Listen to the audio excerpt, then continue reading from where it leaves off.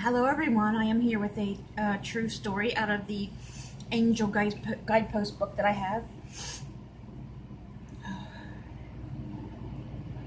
Sorry, I've been eating ice. I'm craving ice really bad again.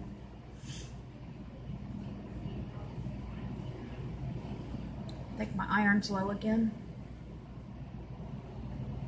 The doctor thinks my B12 is low again as well, so I have to get that tested on my blood work when I go next month to the lab for other blood work. But here's the book, and here's a little drawing of one we're going to go with today for this story. I'm going to reuse these pictures, but I'm not going to throw these out. What is this?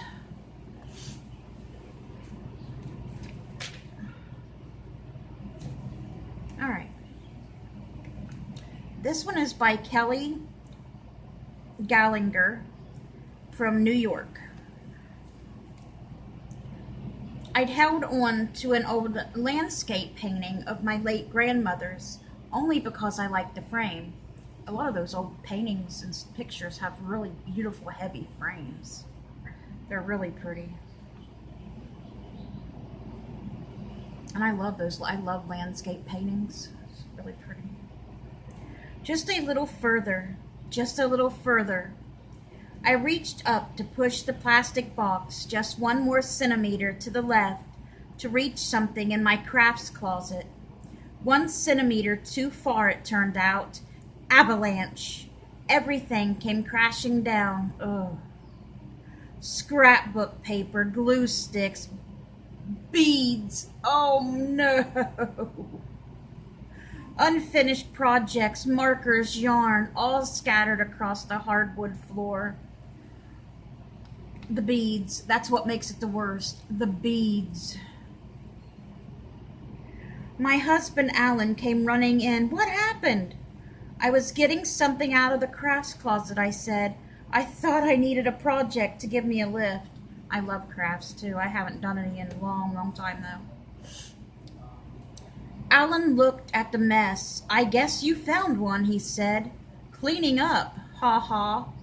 I said, but Alan had a point. Obviously, the closet needed organizing if I wanted to avoid more disasters like this one. Sometimes straightening up could soothe my spirits, too. Thank God a little kid didn't pull that down. That would have hurt them. I started pulling things out. Boxes, bags, baskets. What was that in the back? Something made of wood. Oh, yeah. I pulled out a large, dusty painting. Normally, I loved landscape paintings, but the forest in this one was too dark and solemn to go on my walls. The only reason I had it was because it had belonged to my grandmother. It seemed like yesterday. I was gathered with my family at her house after her funeral. I knew it would make sense to have a yard sale, my dad said, as he looked around at all of Grandma's belongings, but I'd feel better knowing her things are with us.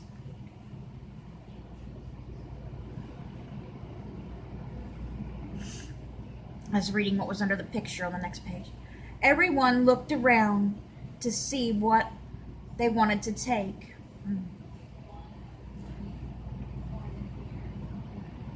I remember when my grandma died, we went through her stuff at the house and her jewelry and stuff. We sat around and we had it in a bowl and we passed it around in a circle, taking turns picking out what we wanted. Anyway, here is a picture of a painting of this woman's grandparents on their wedding day. Look at that beautiful dress and that beautiful bouquet. I wished I could have had the dress and stuff that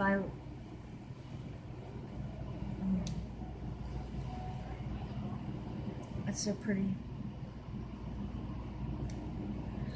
Surveying the house, I didn't know where to start. When I was growing up, Grandma lived right next door. I saw these things, the matching cookie jars and spoon rest every day. They all held precious memories for me. I moved toward the cookie jars, but my cousin Shannon got there first. I love these, she said, picking them up. My cousin Domino took the rooster-shaped spoon rest. This will go great in my kitchen. Grandma used to give me my favorite cookies on that jar, I thought. I recall that spoon rest covered in oatmeal as she made breakfast for me. These things aren't just knickknacks to decorate your house. But I didn't want to fight over them. I knew that Grandma wouldn't care for that. Besides, my cousins had had as much right to her things as I did. That's what I told myself. But as I drifted from room to room, I felt more and more unhappy. Each item claimed by someone else felt like a memory being stolen from me. Quietly, I set aside a few things, like the glass goblets she filled with chocolate pudding, and the green bird figurines I played with when I watched cartoons. But mostly I just stood by as things were claimed by my more assertive relatives. Take a look at these, Shannon called from Grandma's bedroom. Perfume bottles. I went to the bedroom to have a look. The bottles were beautiful, all different shapes with shiny brass tops. Maybe we could each take one, I thought, but I could tell from Shannon's face that she really liked them all. So I put down the bottle I was looking at and turned toward the bed. I'll take that, I said, pointing to the landscape over the headboard. I had no idea why I said it. Maybe I was so upset at everything I'd lost that I was ready to grab at anything. Looking at the painting now, I wondered again why I'd done it. It had just been sitting in my closet all this time. The somber landscape didn't mean anything to me. Unlike the goblets and the cookie jars, my cousins hadn't thought much of the painting either. It doesn't speak to me, Domino had said when I took it off the wall. But that day the painting must have said something to me. Something nudged me to take it home. Probably the frame, I decided. I'll put another painting in it, I told myself. I had wanted a project after all. Organizing the closet could wait. I went to the kitchen for a butter knife to carefully pry out the nails that held in the picture.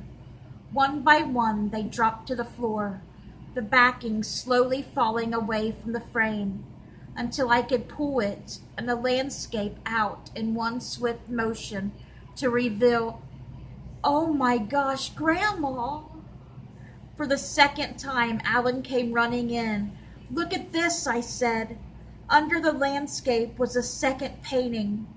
This one of my grandparents on their wedding day in June 1941, the picture I just showed you.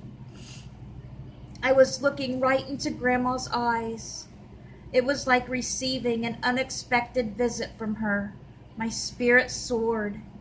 Alan admired the picture over my shoulder. They look so young, he said. It's like finding a buried treasure. I wonder why it was hidden. I don't know, I said, but I had a theory. If this portrait had been hanging out in the open in my grandma's house, surely someone else would have claimed it while I looked on, feeling sorry for myself. Its concealment was the only reason I was holding it in my hands today. I hadn't wanted to fight over my grandmother's things, so someone, maybe an angel, had tucked aside something extra special just for me. The thing that I wanted from my grandma's house that I took was an 8x10 picture of my grandma that she had taken professionally a few years before. And I still got it on my wall today. I've had it on my wall in every place we lived. She's in there hanging on my living room wall still today. That's what I asked for. And I'm so glad I got that. But again, here is the painting, you guys. So I'm sure that meant very, very much to her. See that headpiece she's got, that headband, Belle? That's about like mine was. Mine was a headband, a beaded headband. And my aunt made my bouquet. Bunch of spring flowers and lilacs. I love lilacs. It's really pretty.